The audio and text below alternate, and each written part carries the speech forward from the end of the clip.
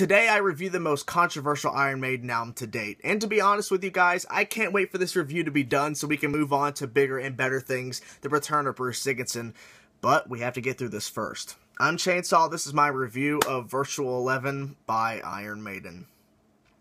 So coming off of the X Factor, as I saw that album as a decent album, an okay album, a good album in some moments, and some moments not so good, but I felt like that album had some positive things going for it, more positive than negatives, but the negatives were there.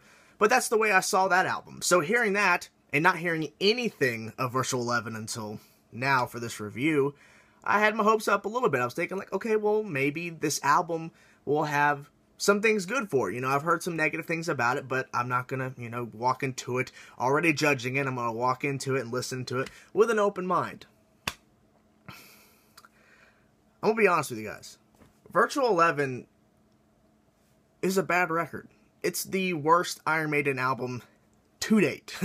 And I said it's the most controversial for many different reasons, but for me, it's their worst album to date. I feel like that Iron Maiden took a huge step back from what the X Factor was. Listening to the X Factor and reminding myself of what that album was, and then looking at Virtual 11, they took a huge step back.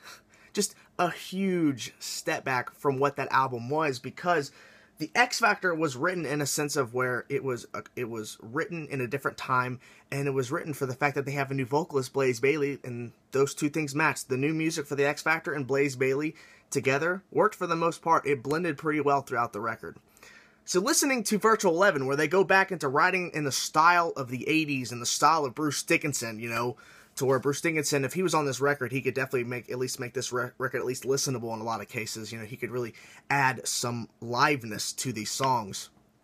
Blaze Bayley doesn't fit at all. And this is around the time when Blaze Bayley was canceling a lot of shows, or he basically was pulling out of shows saying, I can't do it, my vocals, I can't sing that high. And basically the reason why Blaze Bayley, and a couple of different reasons why he left.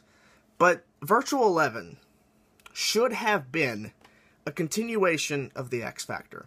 That's what it should have been. What it is, it's an album where they try to go back to the style of the 80s and try to bring their fans back, the ones that left them because of the X Factor, and they wanted to basically write like they did back in the day and just have Blaze Bayley fronting them. It didn't work. This album is proof of that. In the live shows, I don't even want to look up any footage or if there's any of back when he was, having his vocal issues, because and there's a huge difference from the X Factor to Virtual 11 Blaze Bayley-wise. Here's a couple of my key points that I want to talk about. We'll go to the band, talk about them, and then we're done with this review. And of course, a couple songs throughout there as well. So here are a couple points why this album fails for me, honestly. Number one, the length of the songs. And this goes into the musicianship and basically the writing as well. Let me go through some of the songs that I'm talking about here. The Angel and the Gambler, 9 minutes and 51 seconds. The Clansman, 9 minutes and 6 seconds. Don't Look to the Eyes of a Stranger, 8 minutes and 11 seconds. So that is 3 songs right there that are clocking it at pretty lengthy tracks. They're pretty long songs. Here's one of the big issues I had. Particularly those 3 songs I just named. They are too long. They should have literally went back to these tracks and cut like at least 3, 4, maybe 5 minutes off the songs. They don't have to be long. I feel like with these particular tracks that Iron Maiden just stretched these songs out just to have long songs in the album. There's a difference between having a long song and there being a reason why. And then there's another way, in this case, where they just stretch the songs out because we're Iron Maiden and that's what we do. We write long songs. When the song is long to just be long and you're just stretching out sections, you're just throwing in stuff that really doesn't fit, and you're just basically making the song longer than it really needs to be. It could easily be 4 or 5 minutes tops, but you're pushing it at 8, 9 minutes plus. Then that's telling me that you're just doing it to do it. Rhyme of the Ancient Mariner, 13 plus minute epic track that blows my mind to this day. And I listen to that song constantly because it's so damn epic. That song is longer than any of these, but there's a reason why it's 13 minutes. They use every single second for a reason. With these particular songs, no. They're just stretched out just to be stretched out. That's one big issue I have. because I got so tired of the song. I'm like, just end it already. Just let's go. Can we go to the next section? No, we gotta wait a little bit longer. Okay, come on, let's go, come on. No, we gotta wait a little bit longer. It's stupid. Cut down the lengths of those 3 tracks, and I'll be a little bit happier. Number 2, we're going back to Blaze Bayley, and we'll get back to some more music. We'll throw Blaze Bayley in the middle here. Blaze Bayley, his vocal performance on this album is going between 2 things. The first thing, he's trying to sing higher, and he's trying to get that operatic style. He's trying, you know, in some areas, it's not working. And on top of that, on this other area, it just seems like he doesn't care. You know, there's 2 things. Both things are working against him. These songs are not written for him. They're written for Bruce Dickinson and someone with a higher range that can actually keep up with these songs. He can't keep up in a lot of cases. And it feels like that he just doesn't care. He just doesn't want to be there. He's not really trying. And I'm just so bothered by his vocal performance on this album. It just bothers me because if you have a vocalist and you want him to sing these type of songs, you want that person to care about the songs. And when the person doesn't, that pulls me out of the album. When I hear a vocalist or something within an album and it's obvious that they're not really trying too hard, they're just doing it just to do it, I'm pulled out of the album. I don't care. Blaze Bayley did that through the whole entire record. Maybe it's not in all sections, but the majority of this album, I don't care. He's not really pushing himself. And I understand that his vocals probably can't reach up to the level of what they expected for this release, as it was written for a Bruce Dickinson style vocalist. He could have still did something else. He could have sang lower, but at least just kept up and, you know, was adding some cool things. But he's not. He just doesn't care. He's not trying. And honestly, I'm glad that he's leaving. Honestly, that's the way I see it. But man, his vocal performance, he sounded pretty good on the X Factor. On this, no. Number 3, the biggest number 3, and we'll end this off here, and then we'll go into the bands, talk about a couple more of the songs if we get to there. 3, the musicianship entirely, the musical aspect of the entire record. A lot of the times, the sections on this album feel like they were either thrown in just to be thrown in, like with talking about lengthy tracks, talking about just throwing in stuff just to throw them in, or it just feels like that it's not really important. You know, I don't care about this section. I don't care about what's happening here because there's no emotion behind that. There's no liveliness to it. There's nothing there. It's just a very basic, simplistic riff that isn't really doing anything for the song. It's just there to be there. And I know you can easily say the argument, well, how can you throw emotion within riffs and stuff?